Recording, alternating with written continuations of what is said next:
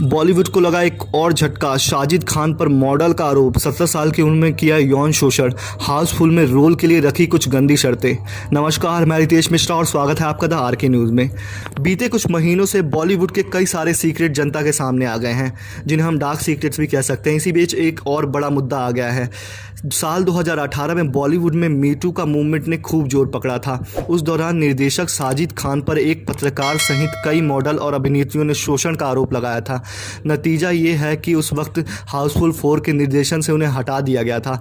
साजिद के सार्वजनिक रूप से काम में कम ही नजर आते हैं। अब एक मॉडल पाउला ने साजिद पर यौन शोषण का आरोप लगाया है। उन्होंने इंस्टाग्राम पर एक बहुत लंबा चौड़ा पोस्ट लिखा है। पाउला लिखती हैं, मीटू मूवमेंट के दौरान मैं चुप रही क्योंकि इंडस्ट्री में मेरा कोई गॉडफादर नहीं है और परिवार के लिए उन्हें काम करना ज़रूरी है। अब उनके माता पिता उनके साथ नहीं हैं, ऐसे में निर्देशक के खिलाफ मैं बोल सकती हूँ। पाउला ने आरोप लगाया कि 17 साल की उम्र में उनके साथ शोषण हुआ। वे आगे बताती हैं, जब मीटू मूवमेंट शुरू हुआ था तब बहुत से लोगों ने साजिद खान के खिलाफ बोला था, लेकिन मैं उस वक्त हिम्मत नहीं दिखा सकी थी क्योंकि अन्य कलाकारों की तरह मेरा कोई गॉडफादर नहीं था। अब मैंने अपने माता पिता के साथ नहीं हूँ, मैं अपने लिए काम कर रही हूँ। मैं हिम्मत दिखा सकती हूँ और बताना चाहती हूँ कि जब मैं 17 साल की थी, साजिद खान ने मेरे साथ शोषण किया था। पाउला आगे लिखती है कि वह मुझसे गंदी बातें करते थे, वह मुझे छूने की कोशिश करते थे। उसने मुझे अपने सामने कपड़े उतारने को कहा जिससे वे मुझे अपनी फिल्म हाउसफुल में रोल दे सके।